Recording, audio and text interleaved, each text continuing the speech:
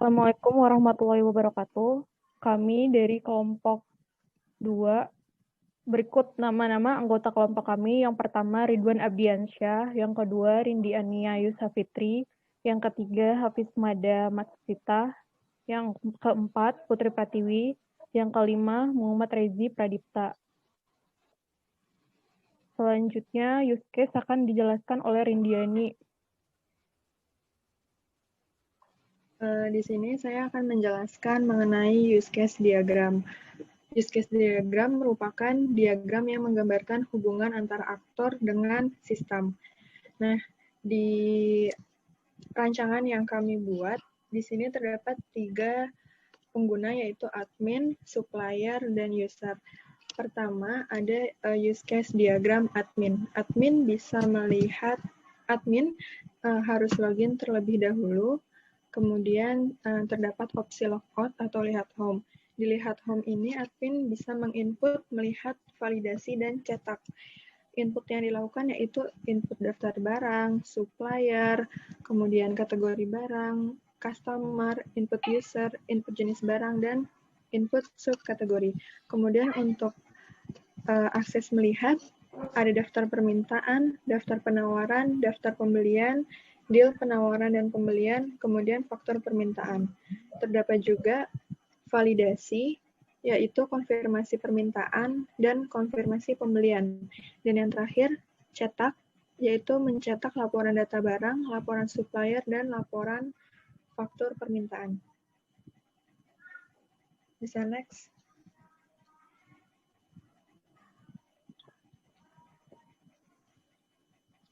Nah, yang kedua yaitu untuk customer. Customer ini orang yang akan memesan barang. Di sini customer melakukan login terlebih dahulu, kemudian sama terdapat 2 opsi, yaitu logout dan lihat home. Customer bisa menginput, melihat, validasi, dan cetak. Inputnya, input permintaan, kemudian melihat daftar data permintaan, daftar data anggaran biaya permintaan, dan faktur permintaan. Kemudian validasi setuju dan tidak setuju, dan yang terakhir cetak, mencetak faktur permintaan.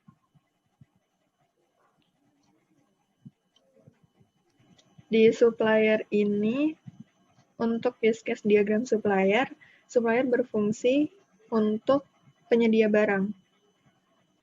Nah, supplier melakukan login terlebih dahulu, kemudian terdapat 2 opsi, yaitu logout dan melihat home. Sama halnya melihat home, supplier mampu menginput, melihat, validasi, dan cetak. Di input, supplier mampu menginput penawaran, barang apa yang ingin ditawarkan kepada customer. Kemudian terdapat lihat, yaitu daftar penawaran dan daftar pembelian, barang apa saja yang dibeli oleh customer. Kemudian validasi setuju, tolak, konfirmasi, dan siap kirim. Kemudian cetak pengantar. Selanjutnya adalah activity diagram akan dijelaskan oleh Ridwan. Ya, di sini saya menjelaskan tentang activity diagram. Activity diagram merupakan rancangan aliran aktivitas atau aliran kerja dalam sebuah sistem yang akan dijalankan.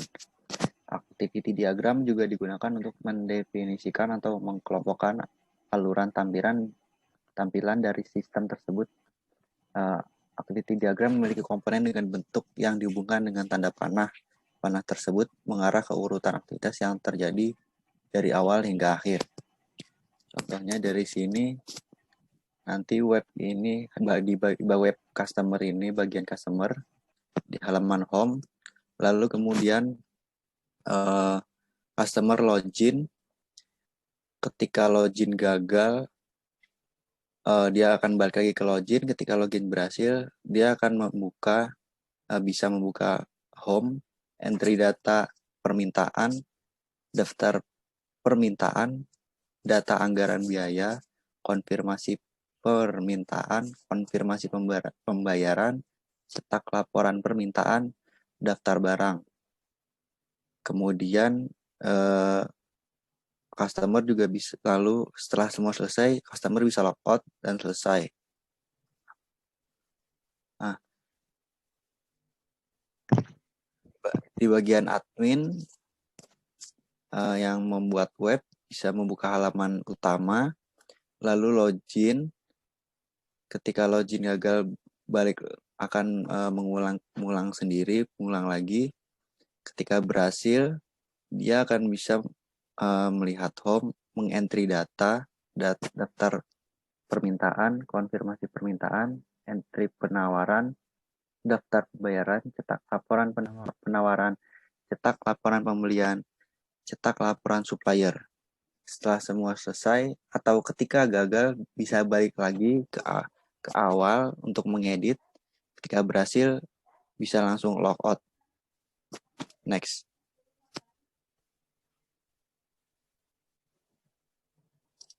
Di sini bagian supplier. Supplier itu bisa untuk login.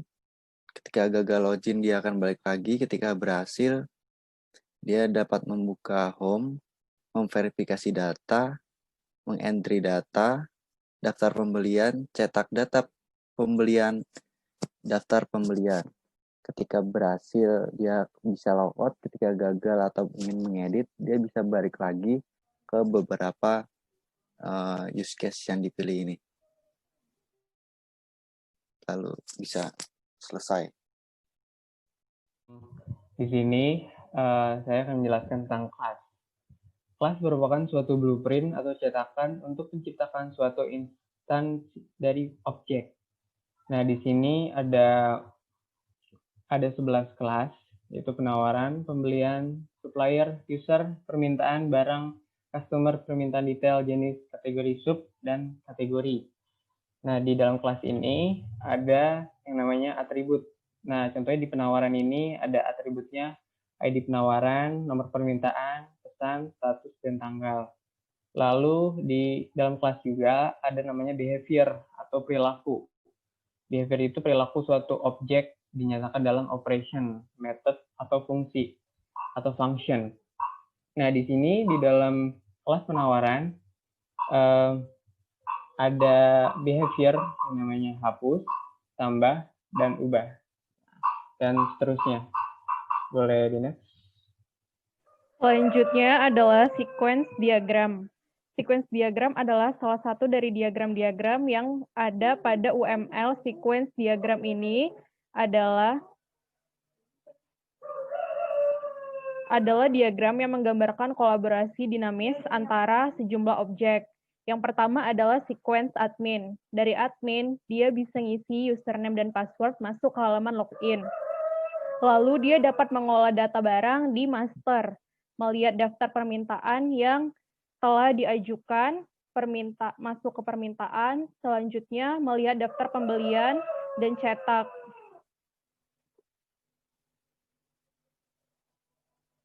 Selanjutnya sequence diagram supplier. Nah, sama kayak admin, supplier juga harus memasukkan username dan password, buka halaman utama penawaran, lihat daftar pembelian yang telah diajukan, lakukan validasi terhadap permintaan. Selanjutnya di sini masih sama, ini masih login, tapi di bagian customer, isi username dan password, buka halaman menu permintaan, lihat daftar permintaan yang telah diajukan, dan input data permintaan.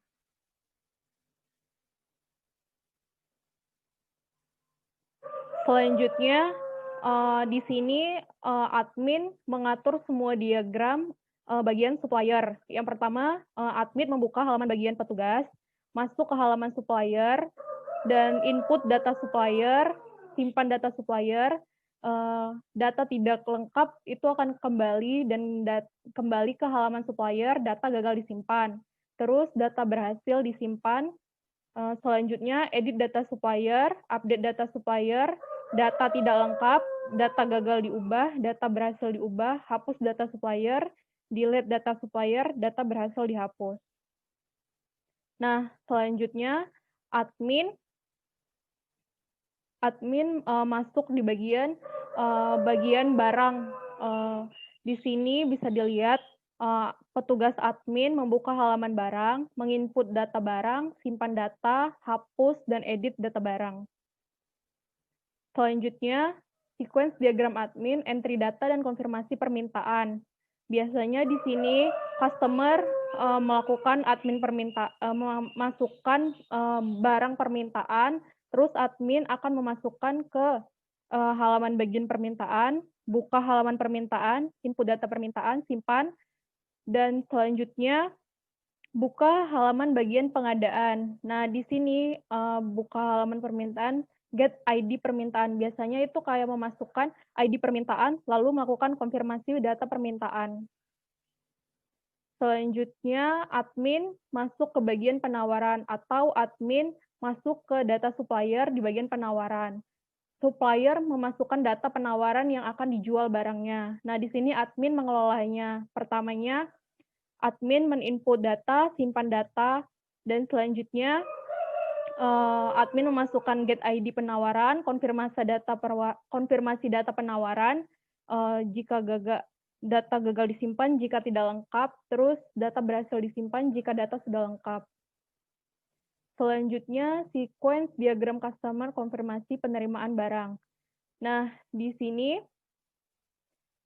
setelah admin memasukkan buku halaman bagian permintaan, masuk ke buku halaman penerimaan, terus get ID permintaan, konfirmasi apakah barangnya sudah diterima sama customer atau belum. Selanjutnya, bagian supplier. Nah, di sini supplier bisa melihat pengiriman barang. Apakah barangnya sudah terkirim atau belum, dengan cara buka halaman supplier, input data pengiriman, dan simpan data pengiriman. Nah, di sini admin cetak laporan data permintaan. Setelah admin mendapatkan laporan data permintaan dari customer, admin mencetak dengan cara buka halaman utama, halaman laporan data penawaran, cetak laporan data penawaran, dan berhasil dicetak. Selanjutnya customer. Di sini customer mencetak laporan data penawaran. Yang pertama buka halaman permintaan, cetak laporan permintaan, laporan data permintaan dicetak. Selanjutnya adalah package diagram akan dijelaskan oleh Package bisa dianggap sebagai folder. Ketika package digunakan dalam bahasa pemrograman seperti Java, package dapat diimplementasikan sebagai folder. Nah, package diagram ini bisa juga diartikan sebagai sebuah kelas diagram yang hanya menunjukkan package. Nah, di sini ada 3 package, yaitu package admin, customer, dan supplier. Nah, di sini ada proses timbal balik antara admin dan customer, dan juga admin dan supplier. Nah, di sini admin bisa memanage berupa data-data seperti customer, supplier, penawaran, barang, dan import.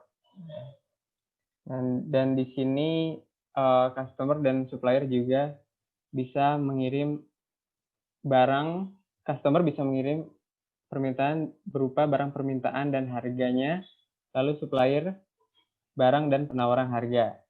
Gitu. Boleh next. Objek diagram. Objek merupakan benda nyata yang dibuat berdasarkan rancangan yang didefinisikan dalam kelas. Nah, di sini ada 11 kelas yang objeknya berisi nilai-nilai, yaitu di sini contohnya kelas penawaran, ada ID penawaran, 2, nomor permintaan sama dengan 5, pesan sama dengan barang baru, statusnya yaitu disetujui, lalu tanggalnya sama dengan 14 Desember 2020, dan seterusnya. Nah, boleh di next.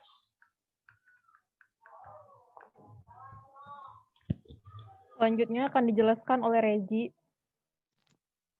Deployment diagram. Deployment diagram adalah salah satu model diagram dalam UML untuk menggerakkan artefak dalam node. Deployment diagram digunakan untuk memvisualisasi hubungan antara software dan hardware, atau bisa disebut dari customer ke server, dari supplier ke database server. Di sini dari deployment pengadaan barang dari customer menggunakan aplikasi dan dependensi untuk ke server aplikasi admin dan supplier dari aplikasi menuju database vendor. Next, untuk state matching diagram adalah teknik terkenal untuk mendeskripsikan perilaku atau suatu keadaan. Di sini ada mulai dari start admin login ke home, melihat data permintaan, data penawaran, dan daftar pembelian. Ketika setelah melihat bisa langsung input data barang, jenis barang, kategori subkategori, input supplier, lalu dari supplier input ke customer. Dan setelah validasi permintaan, semua dicetak ke laporan barang. Setelah itu logout final.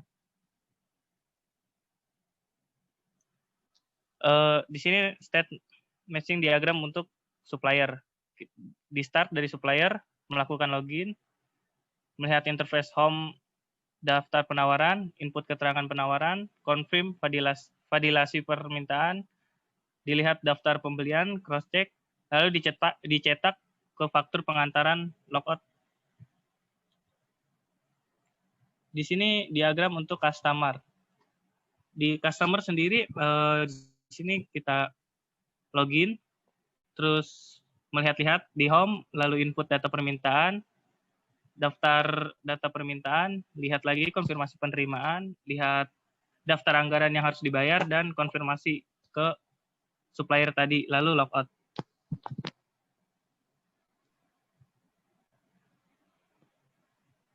Sekian presentasi dari kami.